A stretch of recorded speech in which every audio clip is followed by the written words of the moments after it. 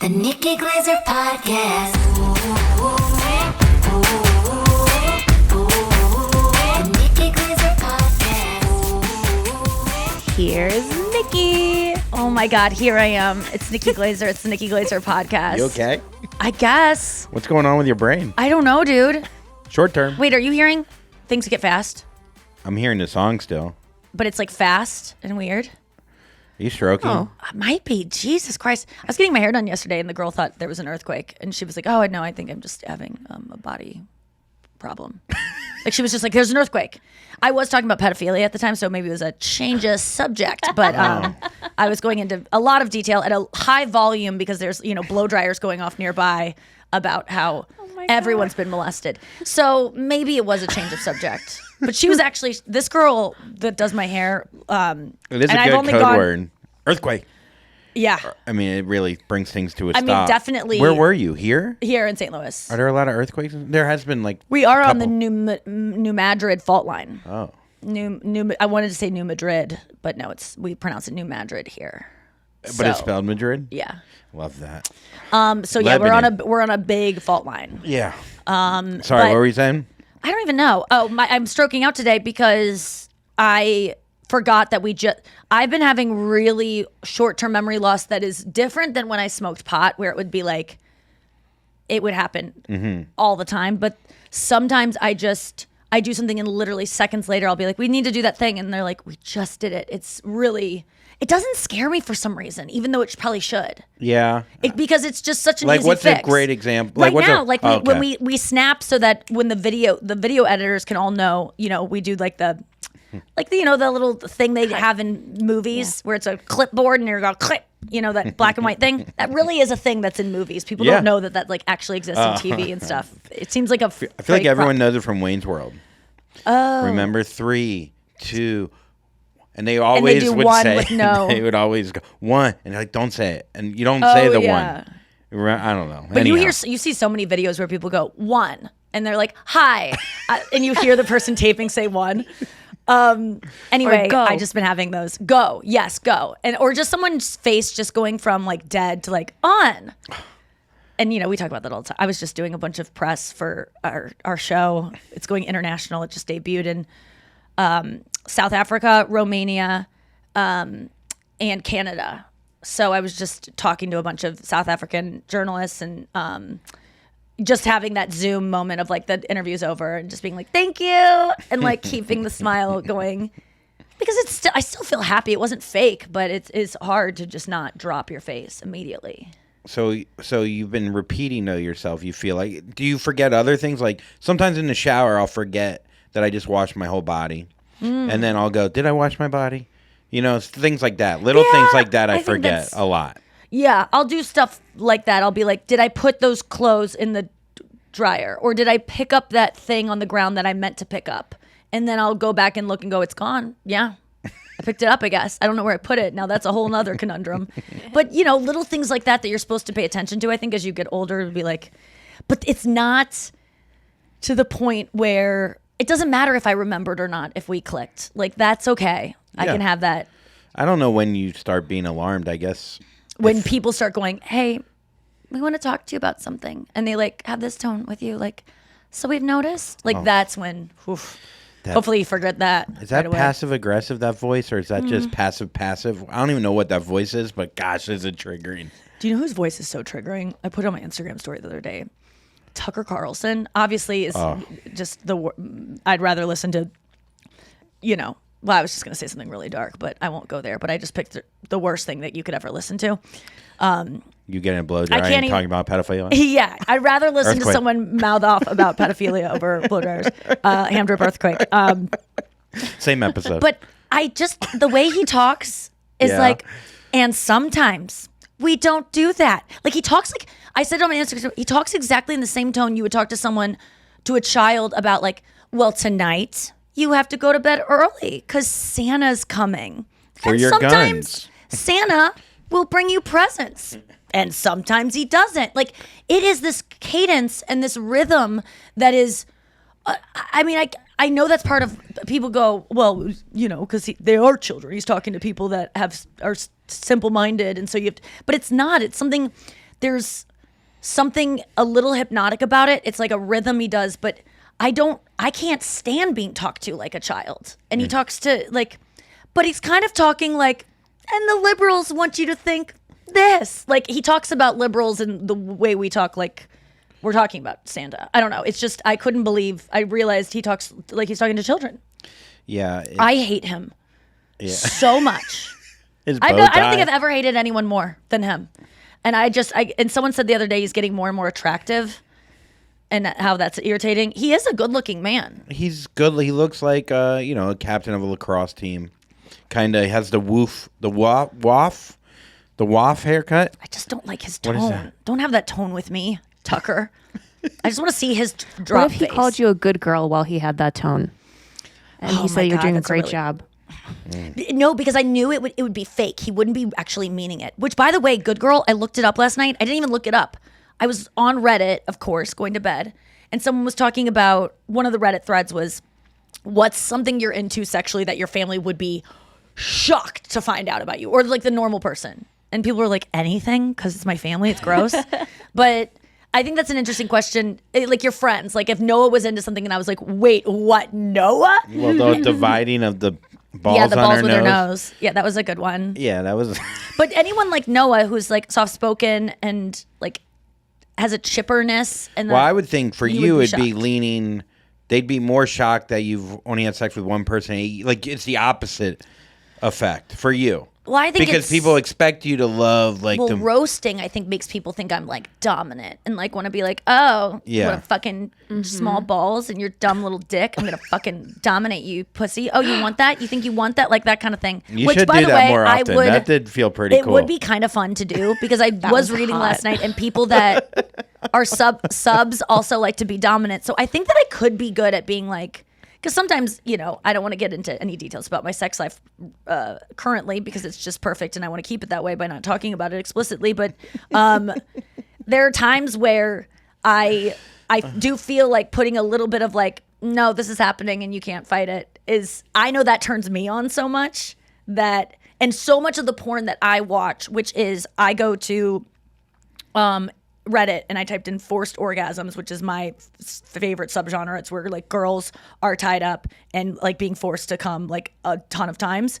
But now there's a lot more men on those also having forced orgasms where women tie them up and like are like, you can't come, but like try to make them. So it's becoming more, I've been following this subreddit, never actually following it because I don't want that on my like record, but going to the subreddit for years now. And now it's just probably 20% men being tied up, having it done to them.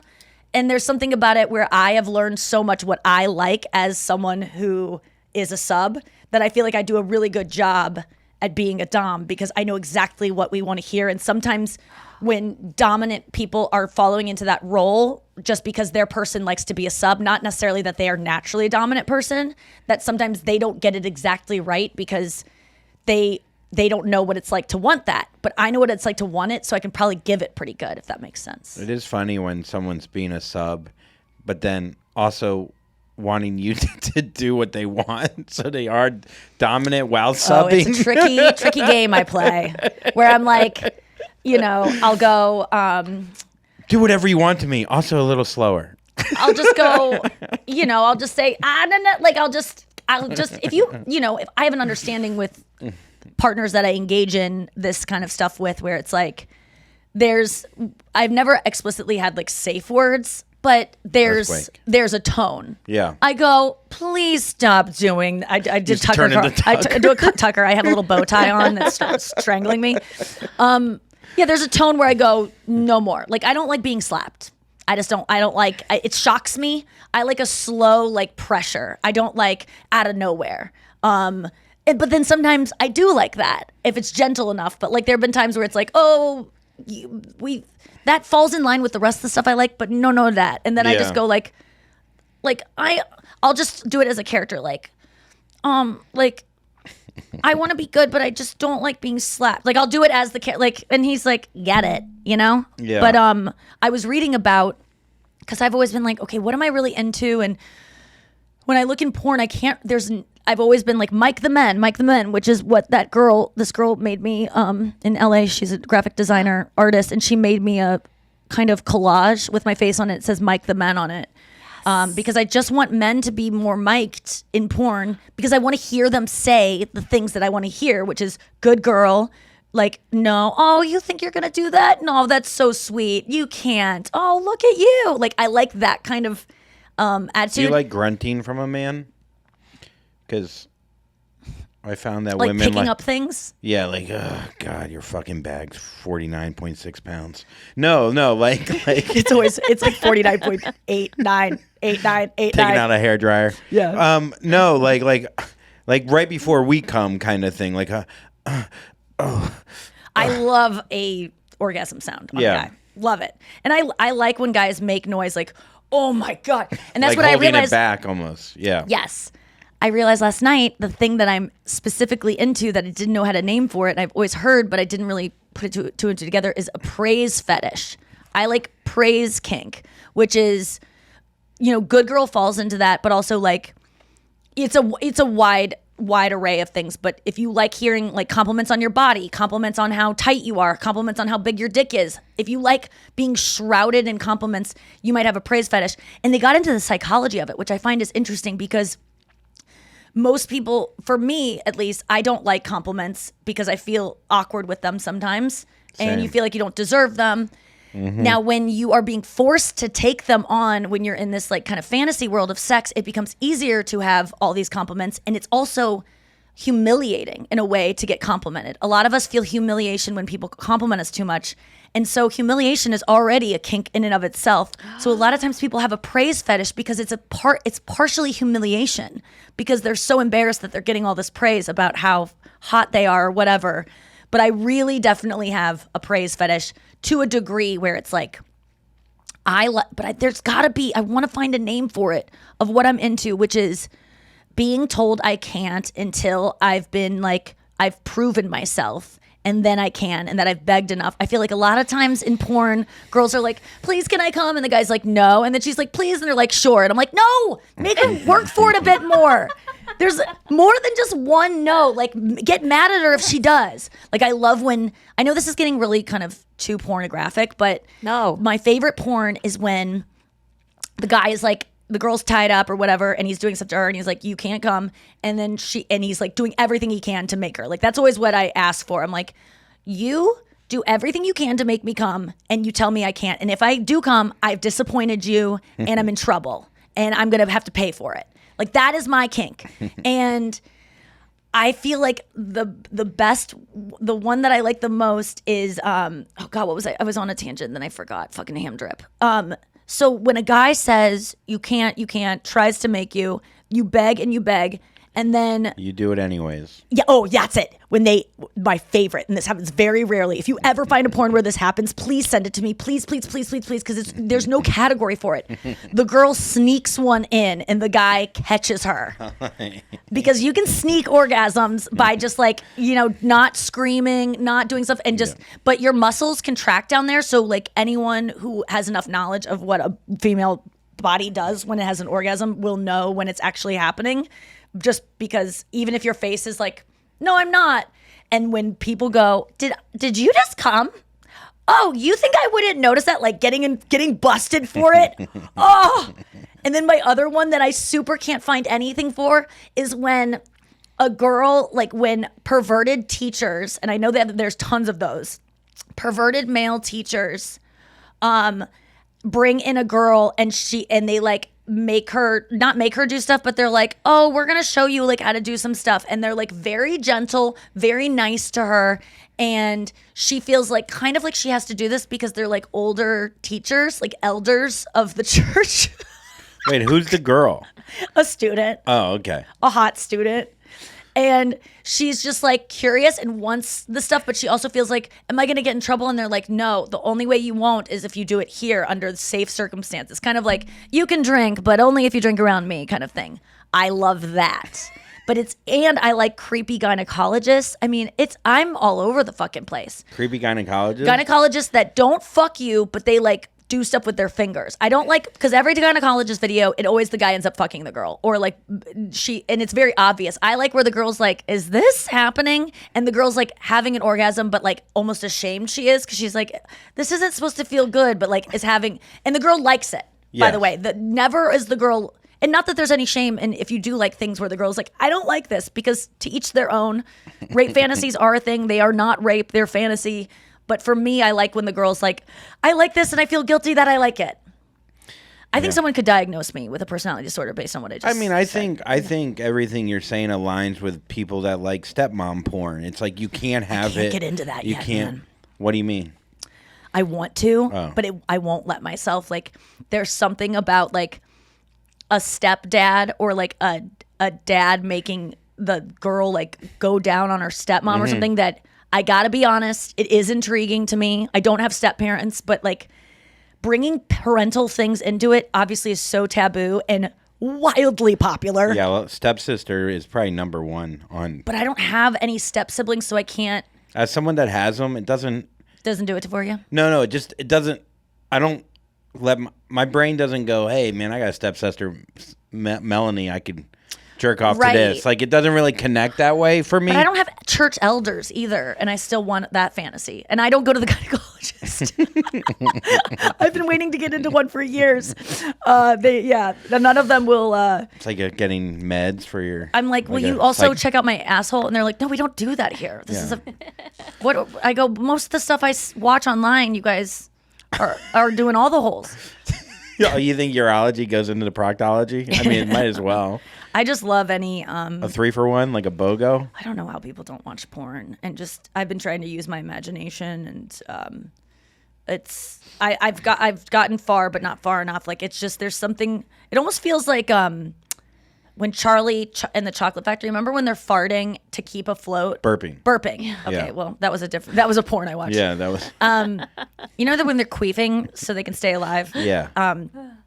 But you know how they're trying to keep, like, they keep falling and they keep trying to burp to like get it more up and up. That's how I feel with fantasies. Is I get up high and then it starts to fall and I can't keep it. I keep trying to like keep the fantasy in the air and it starts to dissolve away. Like, my brain does not keep a storyline going. And it's not because of my ADD. It's not because of my short-term memory. Wait, this is when you try to masturbate without porn? With like a fantasy where I'm like, okay, let's just run through like my ideal scenario of something that could actually happen in my life. And I start going with it. I used to feel like searching porns that you actually are more closer to you. Like the idea of like, you haven't been to a gynecologist in a while, you don't have elders. It's such a fantasy. No, those it are might my be favorite hard, ones. but that might be hard to keep up myself. because it's so far away from you. No, there are no fantasies of like backstage after a show, this comedian who has struggled to find love through most of her life and was a virgin until she was 21 and is into anal stuff, gets a visit from a, like, it just, Dave Matthews shows up. Like those fantasies don't really. Who knows? Have you typed that in? I probably it's such have, a long. I wonder what the record is for someone typing in a specific thing they're looking for in a porn. I've just started getting paranoid about paragraphs before. I've typed in words and just gotten more specific because there is. I just type in like natural tits. Yeah, I know. Speaking of, I've got some I have KBTs today, big time. I feel like my premenstrual cycle starts 8 days before I start bleeding, and my boobs hurt so bad today. I felt like my bones were made of soup. Why do tits hurt? I just feel heavy and I don't know. They just like are painful. They just feel like, oh, I've had to use a bra that is only like, I never even fit in normally. But they're not like luscious. They're just like, they're like udders. I feel like disgusting today, but also okay with feeling disgusting. Noah, do you relate? We'll find out after this break. Andrew! Every road leads to another road. If you take two, you'll end up going back.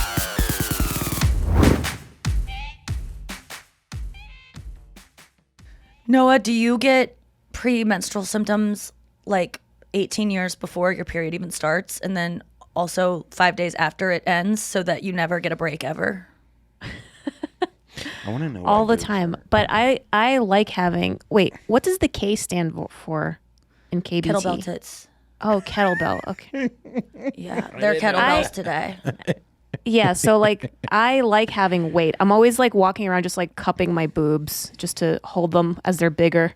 Yeah, there's just like something it. fun about that. In 2 something days, they're going to be comforting. amazing and they'll be like more full. But right now, they're just like, they hurt and they feel like they're pulling on my skin. And like, it made me feel like what girls must feel like when they get implants and they are still sore from surgery. And I felt a lot of empathy for girls who get their tits done today. It sucks that your tits feel their biggest while also hurting. Like I know, because when you can't guys even want to get play with them, yeah. you can't really get that rough. Or the pain actually feels good, let's be honest with ourselves, if you're into that. Estrogen causes the breast ducts to enlarge, and progesterone production causes the milk glands to swell. That's why your tits hurt. Oh, okay. Well, Yeah. I guess we learned something today. I learned that I don't want you to ever read about the female anatomy. I got more for you if you need it. The Sounded menstrual like- cycle. That sounds can like my cause- porn search. The longest porn search ever.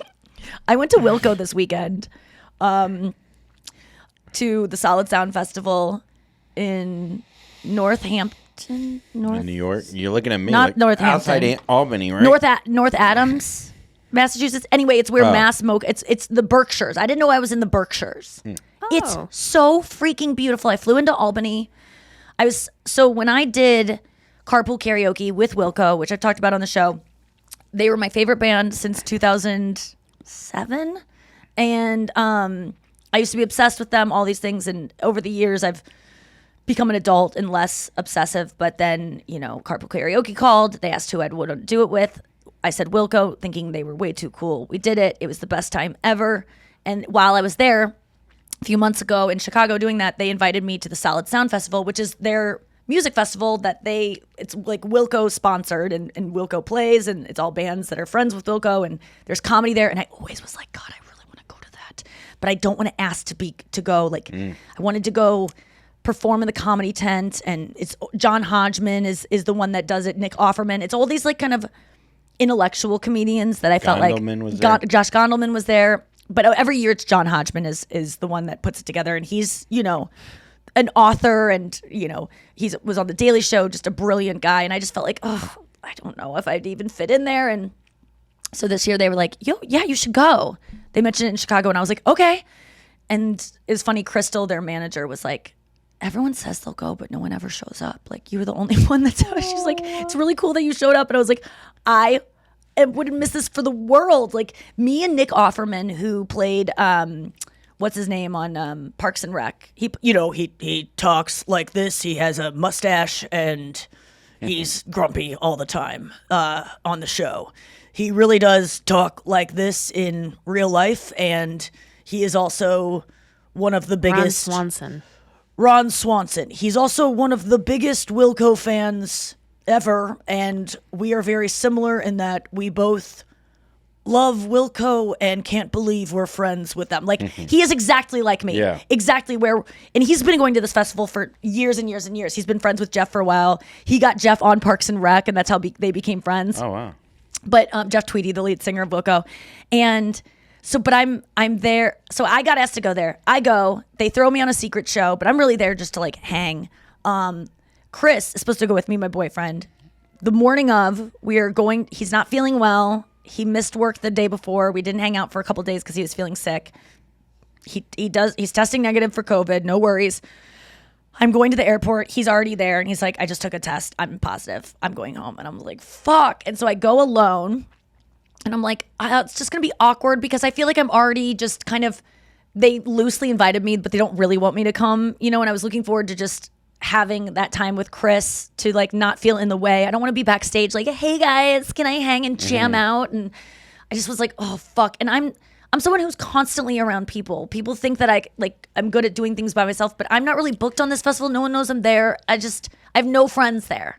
Josh Gondelman's going to be there, but he's not there until Saturday, and I get there on Friday morning. But it was awesome because I get on the plane to go, and I'm feeling like, God, I wish I had COVID. I don't even want to go because these people don't even want me to go, and I'm going to be so awkward. And then all of a sudden I see that Wilco's new album, Cruel Country, drops that morning. 21 songs, like almost triple album. And it might be triple, but you can't tell on Spotify. And I'll I'll just start listening to this just to like gear up for the weekend. Even though I kind of don't want to learn new music, I just want to see them play the hits. I'm glad they have a new album, but I'm not ready to listening to music is hard, even if it's Taylor Swift or Wilco. But then I started listening, and it was like so freaking good and healing. And I was still very anxious from like all the turmoil of last week in our country. And this album is about our country being like cruel and fucked up, but also like loving your country. And it's just that it's almost like I was like, I can't believe he put up this album like on a week where we needed it so much. But the truth is, every week stuff happens in America where you go, it could have been, there was a shooting the week before or the week before, but this week it was just like, oh, I needed it so much. And I just spent enough time with it where I heard each song maybe 3 times. And then I selected a couple that I was like, these are my faves. And then that night I get there, and I'm too scared to come out of my hotel room till 4 and head over to the festival. It's been going since 12. I got in at 12. It was on Friday or yeah, and I'm just like too nervous socially to be like, I'm just going to wander around. But I go over, I wander around by myself. It's just all Wilco fans. When's Anya and Matt getting there? The next day on Saturday. Okay. So then I finally write to Crystal, the manager, who was like so nice and was like, oh, I'm here just wandering around. And she was like, oh my God, come backstage. And so I go backstage and I meet everyone. I have lunch with Nick Offerman. We are like talking about how much we love Wilco. And he's talking to me about how he got into writing books. And he talks exactly like Ron Swanson, but he's the kindest man ever. And he's so in love with his wife, Megan Mullally. Who plays Karen from Will and Grace. But he is like, he's like, I can't even believe I'm with her.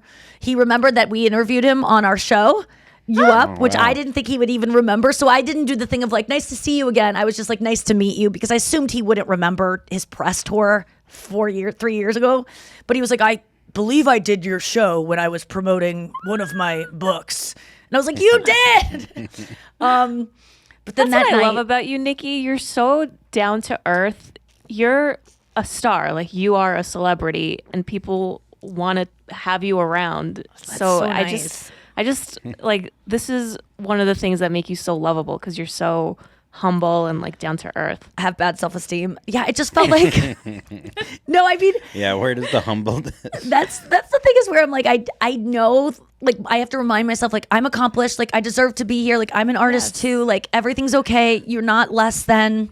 Even if I didn't have all these, my IMDb didn't look like it does, I still deserve to be there. They asked me to be there. I'm a genuine fan. I don't want to be in the way. I'm not trying to be and so I get there, and I don't know, it was awesome. Everyone's so nice. And that night, they're like, do you want to go side stage? And I'm like, yes, like what? And so I go side stage. And the first night of the show, they play their 21 song new album back to back with no talking in between, just straight through. And there's just something so magical. If you're a music fan out there and you like know what it's like to be this obsessive about music, and especially your favorite albums, like this will never happen to me again, where I have only had exposure to an album of my favorite band for one day, where I only know a handful of songs well enough to even pick them out and be like, oh, I like this one. But there's a familiarity. There's this sweet spot where it's like, I mean, Wilco never performs for crowds that don't know every single fucking word of their song. And if they do, it's one song here and there, a new song. This is a whole album that none of these Wilco fans had any time to learn any. So we're all just dancing and like just watching, not lip syncing, like that's hard for me at a concert, to just like not know the lyrics. I had the best time of my life. I cried. I fell in love with songs. I fell in love with music. And then I thought I was being annoying, and because I was just so enthusiastic, and I'm the only one on the side. I'm next to the sound guy that's doing all the sound for the monitors that the guys on stage are listening to hear the music back at them. And he's running around. There's so much crew. I mean, what it takes to put on a music show next to versus a comedy show is absurd. It's an amphitheater. It's outside. Yeah, it was outside. Okay. And this place, Mass Mocha, if you've been, it's a museum. It is the coolest festival. It was so much. It was like unlike any other music festival I've been to. It's like contained, and it feels like Six Flags of music festivals. It's very easy to get around. It's paved. It's just well done. It was a great festival, but Then the second night anyway, Anya comes. But feeling of first record here, like you listen to it first time ever on the plane. And I'm like having like a little bit of a sob story for myself. Like, Chris can't come and I'm going to be alone. But as someone that, I think there's a ton of our listeners that can't listen to new music. You're just so stuck on even your favorite artists, their old albums. Yes. But what a way to experience it where you go, it doesn't even feel new anymore. It's like it feels like part of you. Yes. Because of this experience and because you got to. And if Chris would have been there, I wouldn't have listened to that album. Yeah. And that night I would have been listening to these songs for the first time, which is not the same as the third and fourth time. It's not. The fourth time you hear a song you love is maybe the best it will ever be. Right now I'm literally in a honeymoon phase with the song Story to Tell from Cruel Country. Please, besties, get on board with this. It is the saddest, most beautiful song. I don't even know what it means. Jeff is so poetic, but it starts out, I have been through hell on my way to hell. And it's just he's funny. It's weird. It's beautiful. And that song, there's nothing better than when I find my new favorite song and I'm in this stage where I'm like, I just learned the lyrics to it. And Now, how many times do you listen to your favorite new song? Do you kill it? 1,000. I kill it. You know I what? kill it. It's like Ariana Grande, Pete Davidson. The flame will burn out. It's too good to not have sex with it constantly. I just can't stop. I guess it's nice though to be a fan of Wilco, which I'm kind of a fan. For my brain, it's hard when it's so lyrical. But it isn't though. This song isn't, or just Wilco in general. isn't because none of his lyrics make sense. It's all like weird. No, for me though, that's like where the lyrical, like not how like you want it to make more sense. Yeah, but Less as poetic. someone that's a huge fan, it's got to be fun because when songs are so simple, you could beat them to death, and in 3 days you're like, oh, I'm kind of over it because I know every word. It's so easy in my brain. Like As It Was by Harry Styles, I like that a lot. Yes, that song I'm over it. I fucked it. Yeah, I had a great weekend in New York with As It Was. Yeah. And then his other song, Daylight. Fuck the shit out of that. We're still seeing each other. Oh, you're cool. Yeah. It's going down on me a lot, but I'm getting tired. It needs to do more. Like the Stern version, the live version. Yeah. It's nice that it can sometimes like it can shave its beard and be like a little bit different. That's how I go feel about raw the dog. Stern Yeah, version for sure. versus the studio album. I'm like, I want a little bit more of a dirty version of Daylight. But I guess what I'm saying with like to you can, if there's going to be a song to over-listen to and that you won't get sick of it just yet. It's something that you kind of have to put together or something. Yeah, melodically, it just doesn't do what you think it's going to do. It surprises you every time. But I just want to say, so then Saturday comes along. I sleep until fucking 3 o'clock in the afternoon. I was too scared because I was so drained emotionally from the show the night before. And also I was feeling a little depressed. I was getting into PMS mode. My kettlebell tits were coming in. And Anya and Matt and their friend Chris, who worked on all the songs that I made, he's a musician too.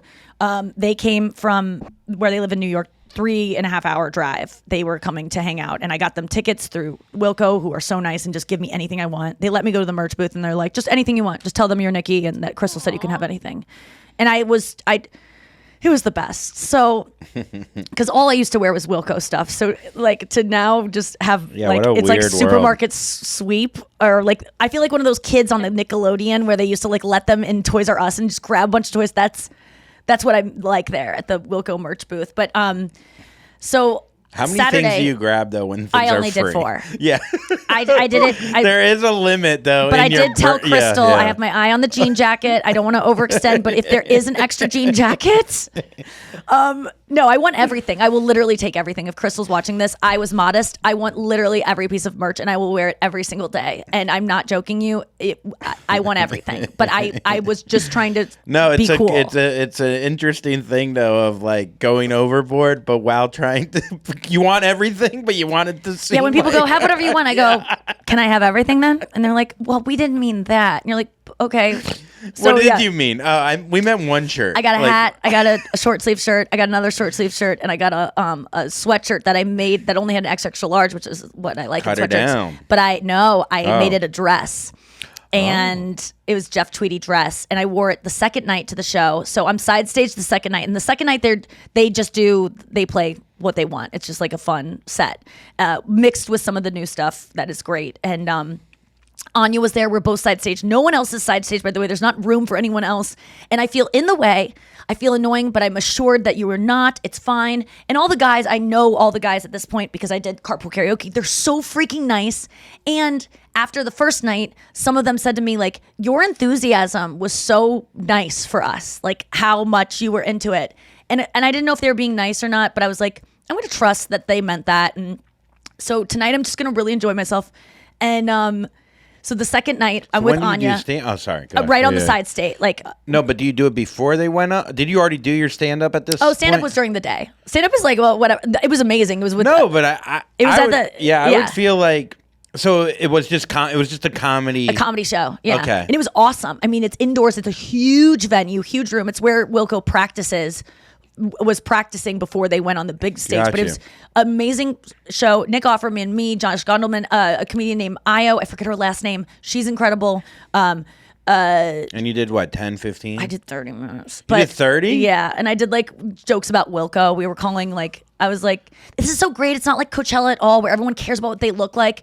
You guys like just don't give a shit. And some of you should. Like, did any of you even, am I at a music festival or a float trip? Like, what's happening here? And I was just, giving them shit about and how much Wilco fans love wearing Wilco merchandise. I was like, none of you are trying to be cool where you're like, I'm not going to wear the band to the band. You're like, are you wearing the Wilco sweater? No, I wasn't.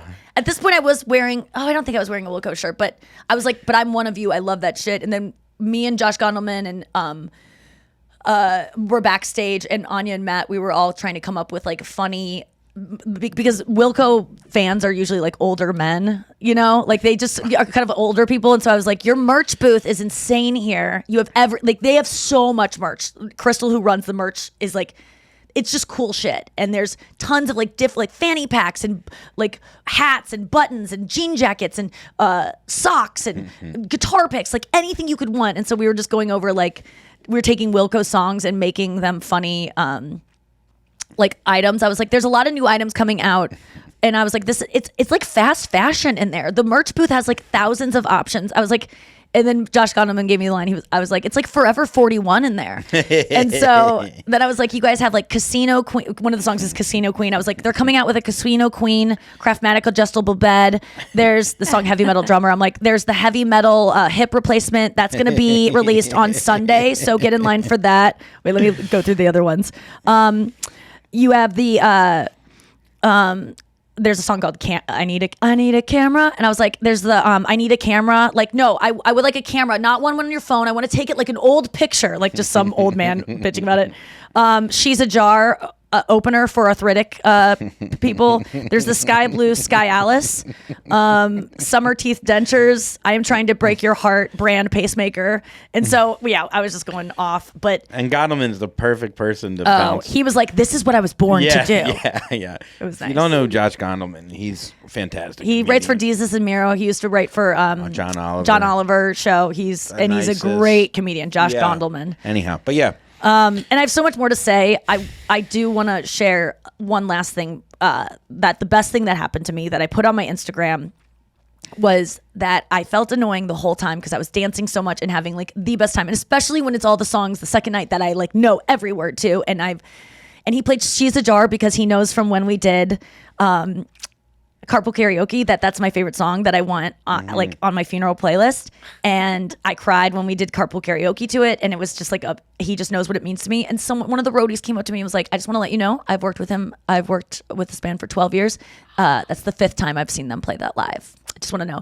And then some of the band members later came up to me and was like, we were playing She's a Jar. Like they did it for me. He did it for me. It was really, really meaningful.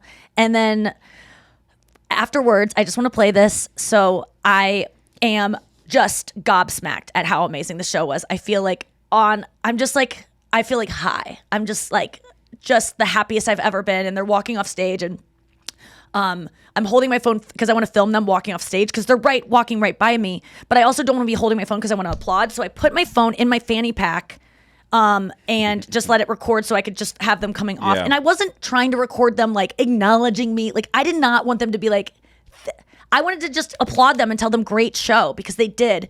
And so I'm doing that. And then this is what Jeff says to me. And I'm so glad I caught it on tape because I probably wouldn't have believed it if I would have not like recorded it. So I just want to play this really quick. So I'm applauding, and you got to listen to me.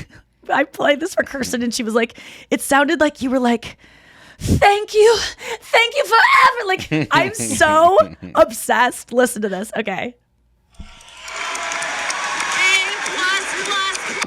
Side stage person of all. Oh my God, it's an honor. Thank you for letting me rock out. You're amazing. So wait, one more time. I start out by saying A+, because I'm just like, as they're walking by, I'm like, A++, because they're like, they haven't played live in a while, and I'm trying to think of like what I would want to hear if I really gave the best performance that a fan of mine could ever imagine, because that is what happened to me. So listen again.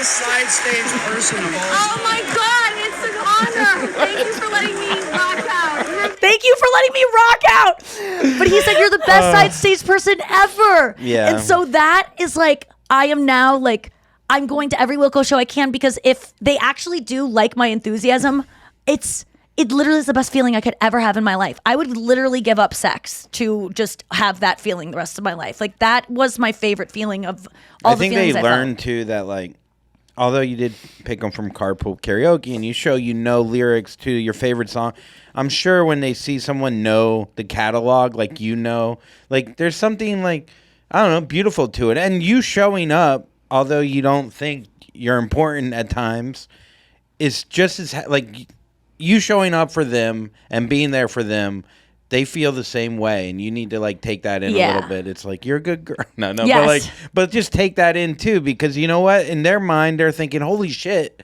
this fucking badass comedian is, like, really enjoying an old man band. You know what I mean? Or, like, whatever it is. Like, they're sure. So, you know, I mean. And I know, as someone who has fans like me with Wilco, that and Jeff is someone who I relate to. People were like, do you relate to Jeff because you're both from, like, the Midwest? He's from Belleville, which is very close to St. Louis. It's practically St. Louis, and obviously a Chicago band.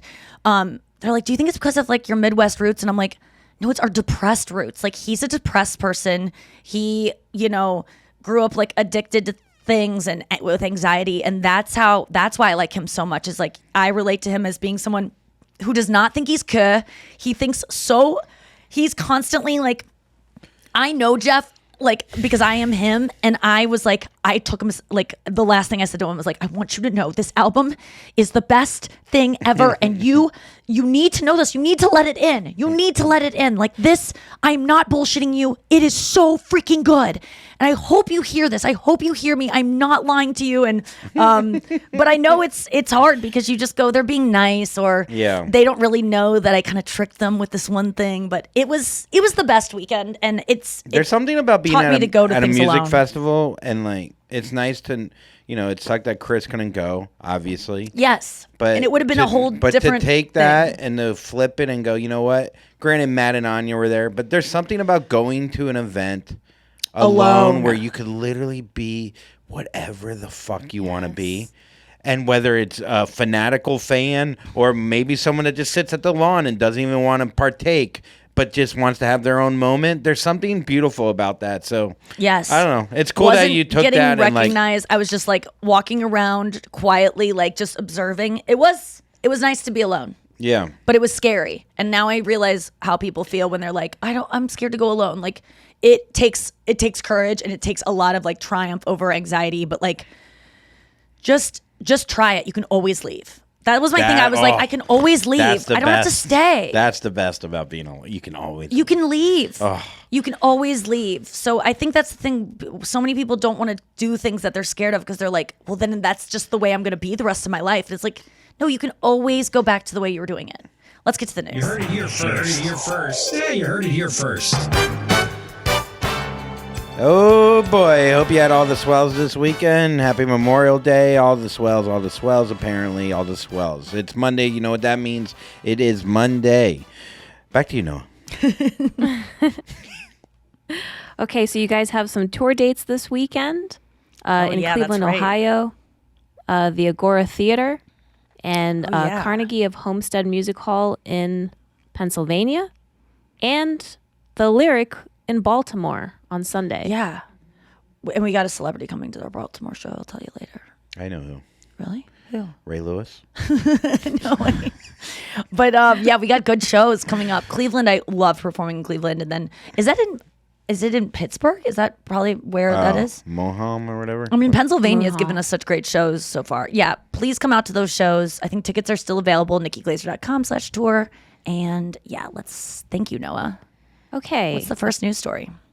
According to the International Society for Sexual Medicine, there is no normal frequency of sex for couples, providing everyone in the relationship is happy. Oh. So, how often a couple should have sex depends on what the people in the relationship decide works best for them. And that can range from no sexual activity at all to a few times a day, week, or year. Wow, a day. So Yeah, I know that makes you've sense. been curious about that. Well, there's so many things where it's like, what's the right amount of times I should eat fruit or exercise? And no one ever just goes, whatever you want. That's kind of the only time where it's like, whatever. Like, you sleep as much as you want, but people go, that's a little too much. That's not enough. But you're essentially doing whatever you want all the time. It's nice to know that with sex, it is kind of whatever you want, as long as both parties are happy. Well, and that's the tough part. Yeah, I don't know. I'm trying to do this thing where your dopamine level, you don't always, like, I saw something where, like, if something's giving you, like, high dopamine, making you happy, like, you could almost reject it sometimes to make it, you talk about this a lot, the buildup of it, and a lot of couples, like, in other countries, whatever, they won't have sex for it's just, we're not going to have sex for 2 weeks because in 2 weeks we're going to fucking want it so bad. And that if you keep whatever filling that dopamine up, like we do with TikTok or whatever, like, then it's going to make you sad and it's going to start depleting. It stops being even exciting to do. So, like, yeah, I love waiting. So if you fuck once a week or once every, that doesn't, it's not a negative. You don't have to look special. Yeah. So anyhow, but yeah. I agree. I feel like, though, that it can be, I don't know, the kinds of sex that you have. For me, then this is obviously because we just heard everyone's different. For me, I feel like I think that there should be, I would like just like cuddling sometimes, or just like intimacy of like touching and like kissing and just maybe dry humping, maybe not to completion a couple times or whatever, or maybe just, a beach on the couch that isn't, yeah. And then there's sometimes where it's like, no, I'm going to lay out everything I want you to use on me. I want to set the stage, put down towels. It reminds me of Braveheart when they lay out the different ways that he's going to kill him. Yeah. It's like a bunch of tools. Probably the same spread. I have war paint on. Freedom. Yeah, I feel like it's different kinds of sex, but that's interesting. Good to know. Next story. Boom, Tell boom. me what you think Bam, about bam. this. Boom. Coinbase, which is just like a cryptocurrency company, is reportedly testing out having employees rate each other in an app with a thumbs up or thumbs down after meetings and other interactions. What? This seems insane. That's so stupid. Yeah. The staff are hate it. reportedly asked to evaluate one another after meetings and other interactions based on how well they model 10 core company values. And Who so wants they to can just give model thumbs up or down. company values? Like who? Like Let's do it in the metaverse too. You know what though? If you give someone a thumbs down, you have to show your face. How about that? yeah, that's the thing. Well, on YouTube now, you can unlike something and it doesn't show you how many unlikes. Yeah. You only show positive. So, I mean, I don't mind hearing negatives. I just don't. I don't know. oh, I Do you do. think employees should rate each other? No, good for- because I think that it's competitive. Yeah, and that's you the would, problem. A lot of times I don't like something because they're better than me at something. Or they're doing a better job, or they're naturally more inclined to this thing. So a lot of times I will, if the You're worst gonna version of thumbs me down or if- thumbs yes. down someone who's actually doing a great job because I'm threatened by them. Yeah, so your company's going to suffer because you're thumbing someone down because they can, Yes. produce better than you. Yeah, so it's- maybe the company should just follow whoever's getting the most thumbs down is probably give them a raise. Yeah. yeah. it's the negative stuff I just can't I know criticism is important to grow from, but I just don't think I think we already are so all feeling constantly inundated with comparing ourselves to people and feeling less than that there's just there's no one should invite any of that in their lives. Yeah, I find sometimes I seek it out. I don't know why. But I never do. It's such a stupid thing. I even read Wilco's after I listened to the album, I'm like, I want to see what people think of this, like, music reviewers. And so I saw Stereo Gum had posted something on Instagram, and I'm like, I'll read it. And I will stop reading it if it disagrees with, if it is saying that they're not good, I'm going to take it. Like, I was almost reading it as like, I'm in the band. And they fucking loved it. And I was like, yes. And so then I read the next thing. This album's critically acclaimed across the board.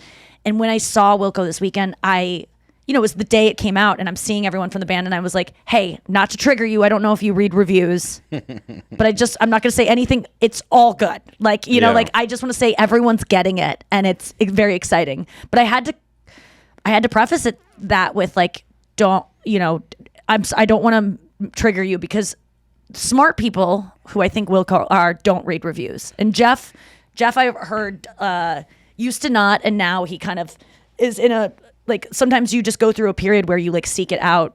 And yeah, I think very smart people are susceptible to I was just feeling bad about watching themselves. Norm Macdonald. I haven't seen it yet. But he was just talking about how like he's like he'll always take part in a poll. Like, no matter how smart you are, if there's a poll, you're gonna. Polls are so fun. That's why on Instagram I love those. So, but like, to your point, like if I read a review for, not even for myself, for like a band, and I really love the band and I love the album, and it's a negative, I'll start going, maybe I'm wrong, and I know I shouldn't. That's what I said. I know. When I said I'll about do these it. comments, I'll do it too. It sucks because I hate it. I did an interview and someone goes, "Do you read the comments?" And I say no, but you know what? I know my friends and family read comments about me, and I know that they love me and they think those comments are probably wrong. But there's something in your brain that has happened to me when I look at a picture of someone on Instagram, or I look at a video, and then I read the comments and someone says something negative about it that I didn't notice. And then suddenly that is a part of my belief system about this. And I have been influenced, even though that person, I don't know them, they misspelled things. They have made me skewed a little bit towards not liking this as much. And so to act like you or anyone who loves you is immune to reading reviews and feeling bad or comments, you're delusional, and you need to stay away from them, because there's nothing good there. It is going to the desert for water. It is, there's nothing. There's nothing. Even the good is not good enough. Even the people that and who really gets off on it, the people that hate whatever it is, and then they see another comment that just proves their point. And when I hate something, and then so I go, God, I wish I could comment this thing, and then it's already commented, and I get to like thumbs up it. Yeah, that's a disgusting part of my soul. It really is. But I felt that way generally with when I'm Jack jealous. Harlow. Oh yeah, I'm jealous. This person is either really popular and making something that I think sucks, and I just am mad about it, or they're really popular and they're making something that's really good, and I'm convincing myself that I wouldn't even want to make something good like that. When really I'm jealous. I felt bad though, like Jack Harlow, who I really do like. I loved his last album. I wanted this new album to be great, and it just wasn't for me. And then like Pitchfork was like 2 points, like something really low. Pitchfork's always mean, yeah. And you know what? Part of me thinks Pitchfork is probably a snooty motherfucker, like high on his horse.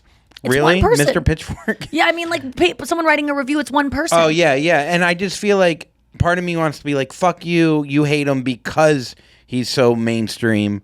But then I was like, you know what? I agree, and I felt bad. I wanted it to be better. Sometimes you could read a negative review and be like, yeah, We're I agree. allowed as artists to put out bad shit. I just want to say that to anyone who is maybe not an artist or whatever you do. Like, you're allowed to have a bad day at work and like put out a shitty report or whatever you do. You know why? Because it makes the good all that better. You're allowed to have a bad day at work. I'm allowed to put out a comedy special that isn't good. I'm allowed to put out a show that isn't good. We're all trying our best, and sometimes if you watch the Carlin documentary, how many times did he reinvent himself or do what he wanted to do, and it just didn't hit with the zeitgeist. It just didn't. They didn't like it, or they made fun of him. Then he just shifts and does something else, and everyone fucking forgets about it. No one doesn't have to follow you, and it doesn't have to be who you are. I have to allow myself to put out shit. And people love a redemption story. Like people do love, like, the shittier it is, and then if you really can make that left turn and make something great, Sometimes- because people go, I was right that it was bad. You know what I mean? I watched the Sheryl Crow documentary last night, and it was all about this. Let's go to break and come back with a Reddit dump. Boom, boom, boom. This is your Reddit dump. We're back. I did watch the Sheryl Crow documentary last night on Hulu. It's so good. There's something in it that like was so wild that happens. I want people to check it out. She dates Kid Rock. No, I don't think she ever did, but she did that they song were. up with Kid Rock. I thought they were. I can do a really good Sheryl Crow, by the way. All right, I'll do Kid Rock. Okay. Wait, what's the song? You know the song that they do? Yeah. I've been searching for you for a long time. Can't seem to get you off my mind. I've been something. I don't know the lyrics, but it's always. I do feel like I do. Hold on, let me try one more time. So I'll sing. put your picture Yeah, it's called away. Picture. Hold on, Kid Rock. Let me just look up the lyrics because I want to. Cried out to God. Okay, the lyrics. Living my life in a slow. Okay. Been fueling up on cocaine and whiskey. I wish I had a girl. Good girl who missed me. I haven't slept in 3 damn nights. Yes. Yeah. I put your picture away. Wait a second. Sat down and cried today. I can't look at you while I'm lying next to him. Wait, hold on. I'm trying too hard to do it. No, last night I was doing it so well that the dogs were like, what's going on? Because it was like, I want to soak up the sun. He was doing a good impression It of is like, a hard voice to do if it's... I can't do it without music in the background, but I swear to God I can do a really good Sheryl Crow. Everyone at home is like, she's fucking... They're like, it's on please point. stop. They're like, Please, please Pitchfork, stop. come put it in Out her of heart. Pitchfork. Pitchy fork. Someone fork or pitch. Okay, so let's get to Reddit. I'm going to start with... Gotta feel like hell tonight. That's pretty good. That was good. Thank you. Okay, I That was redeemed good. myself. Redeemed. Hey, people love that. All right. People love it. Leaving Las Vegas. All right, put out a different album. All right, here we go. Okay, so this is a mispronounced. It's from the subreddit Bone Apple Tea, which is a joke of Bon Appetit. Someone wrote Bone Apple Tea once, and so this is a subreddit of mispronunciations. And someone wrote a tweet that said, "My joints hurt really bad. I think I have Arthur writes this," which they probably just dictated arthritis, but it corrected to Arthur writes this. I love that. This is from me IRL. It's a tweet that I just relate to so much that I sometimes tweets you just go, or memes, you go, how does someone nail it so hard? This is from Armand Doma on Twitter.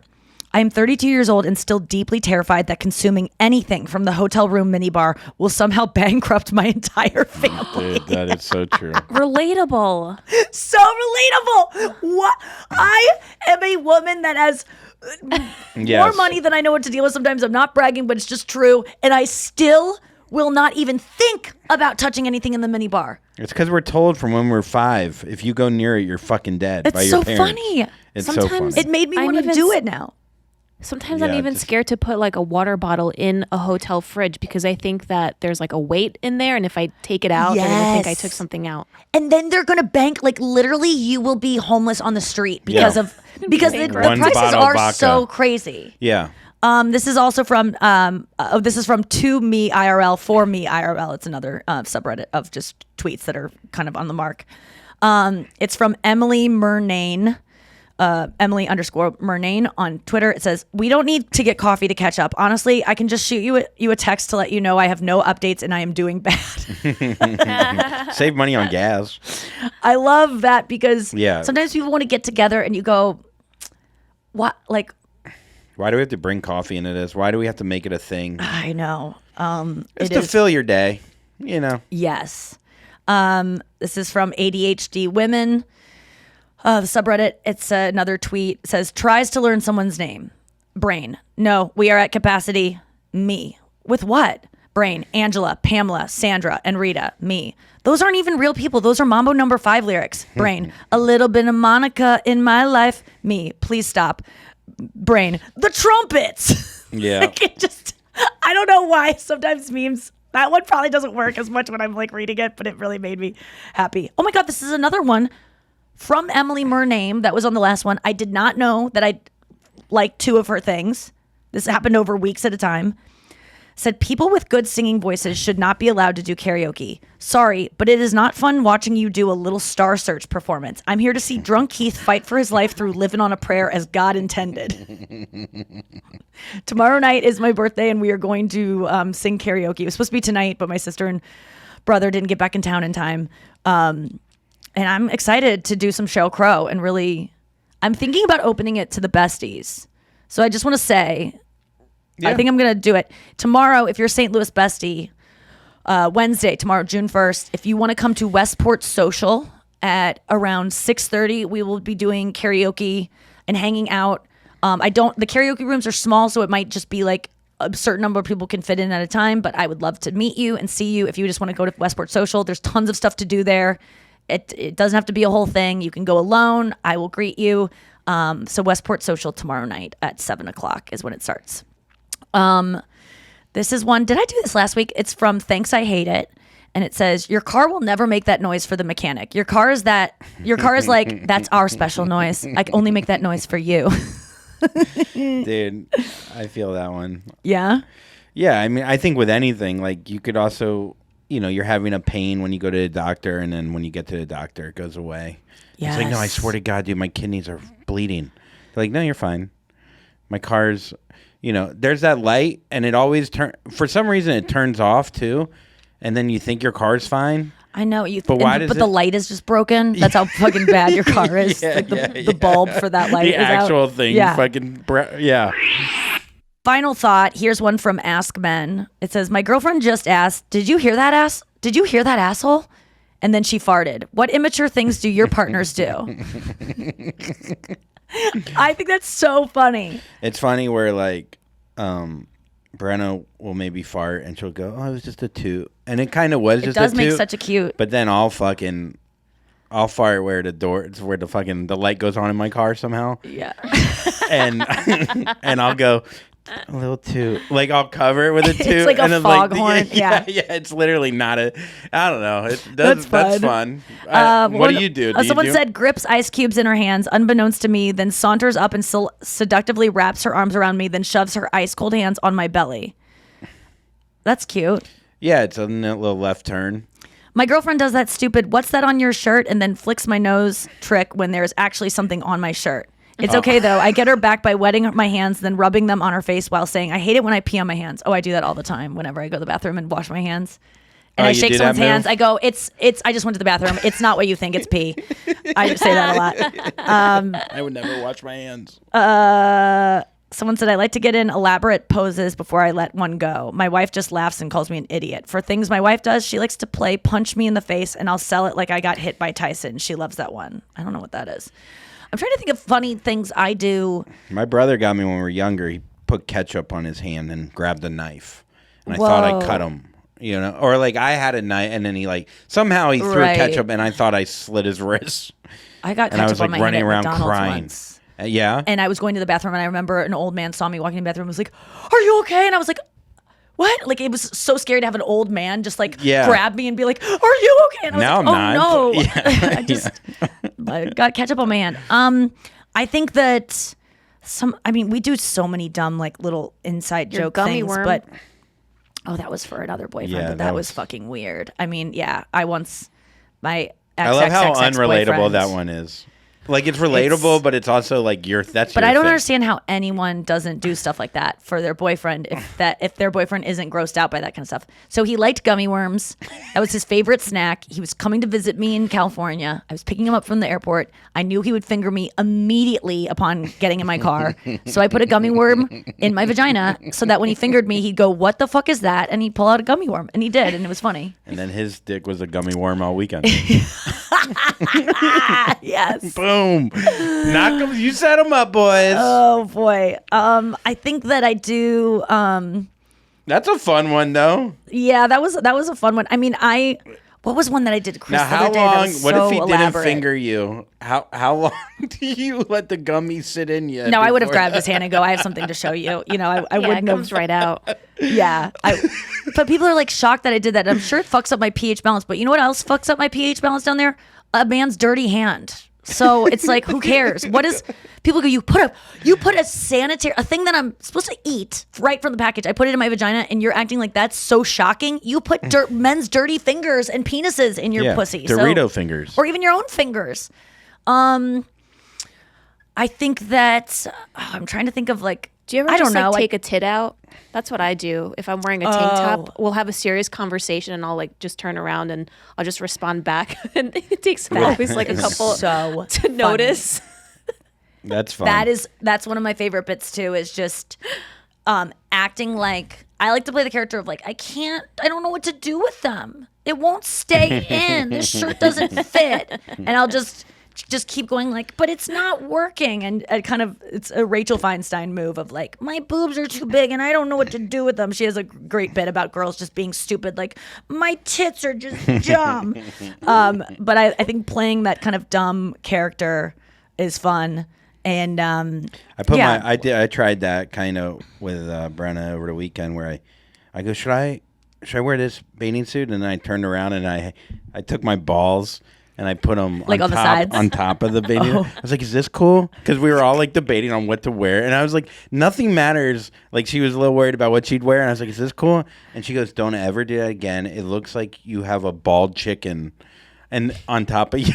And then she Googled, if you Google bald chicken, it looks exactly like what it looked like. Yeah. And it was, I don't know. That was fun. That is just those little bodily things that you are talking to someone with a straight face, and then they suddenly see it and they're like, "Oh my god!" That's always fun. So there was one from Ask Women. This is one I saved. It says, "What do you feel comfortable doing platonically with women that you cannot do with men?" So this is to asking women. They said, I mean, there's so many: cuddling, holding hands, changing in front of them. I don't hold hands with my girlfriends. Do you, Noah? No, never. Me neither. But I don't cuddle with them either. I've always felt uncomfortable with that. And the one that did cuddle me once, I think, was gay. And the whole time I was like, I know girls do this, but I can't do that. Complimenting them, especially on their appearance. This is my own shortcoming, though. I wish I had the courage to compliment men. This is a guy writing it. No, that's a woman. I feel I see. I My read bad. constantly about how men don't get compliments. Let's Never. step it up, everyone. Compliment men. It feels good. Andrew, I like your Instagram today. It was really funny. Your post. The thanks. thing where you said the Italian steps, trying to get pussy on Italian steps is so funny. And then when you changed the word of the To dick the penis? yes, I'm glad you picked the choice that of up. penis was Yeah. really, really funny. Thank It you. was really, really well done. Someone said discussing politics. Some guys get too emotional while discussing serious topics, so I prefer talking to ladies. I do believe talking politics sometimes with men is frustrating because a lot of them have to do with like women's issues, and you are like, you don't get it, but like, how can they? They're not a woman, so it's kind of like a losing battle, and sometimes sharing beds, changing in front of each other, cuddling on couch, holding hands. I used to share beds with my male friends all the time. Same. And I just want to say I am so sorry to all the men that I forced to sleep in the same bed as me because it was inappropriate. Even though I knew that nothing would happen between us, you probably had a little bit of a crush on me. It probably wasn't that comfortable for you. You probably were thinking, maybe she likes me, maybe she doesn't. Like, probably kept you up. I should have just let you sleep on the couch instead of being like, no, don't sleep on the couch. That's stupid. I should have let you do that. And I'm sorry for if I like led you on or anything. Well, you didn't have to put on the little nightie and then be like, oh, my dumb tits are sleeping next to you. Do you want a gummy worm? Yeah. There's a glowworm in my pussy to keep us up. But we're platonic. Yeah, totally. Yeah, why are you being weird? Okay, we got to go. Do you want to take us out on a wrap? Sure, I'll take us out on a wrap because you always know that I'm about to snap with a snap back. That's the kind of hat I wear with a heart attack from a Big Mac. I got a loose sack that I put on top of my shorts, and it looks like a bald chicken, but it's not. It's a McChicken from McDonald's. Man, you really brought the heat. I gotta go because I got a meet and greet. Who? With who? Well, I gotta jump online. I'm pitching a show to Netflix, and it's gonna be fine. Whether they take it or not, I'll be okay. Things are just gonna go right. This is part of my day. My dad's gonna come over later. We're gonna go on IG Live. We're gonna play some music. It's gonna be about 5 hours long. And my dad lost his voice, so he was like, "Why should I even come?" And I go, "Because you play guitar and you can just shut the fuck up and just play, and I'll sing." And he's like telling me about his weekend. I'm like, "Dad, I don't care. Let's wait until we're live and we can do this on air. Let's not have a conversation that's not worth having. If we can share it with the world, that's what's happening." Your dad is literally the "do we have to meet up to have coffee" meme with you. He really is. He was trying to have a conversation on the phone. I go, "Let's do it. Let's wait for Instagram Live." This is I'll be much more engaged if I know people are watching me watch my dad. All right, we got to go. Thank you guys so much. We'll be here all week. Having a friend on the show on Thursday, Taylor, one of my best friends from high school, one of the originators of K. Can't wait to have her in studio. But we'll be here tomorrow on my birthday. And yeah, come to Westport. Come this weekend to see shows. It's me performing for the first time as a 38-year-old. And don't be K and Jackalope. London.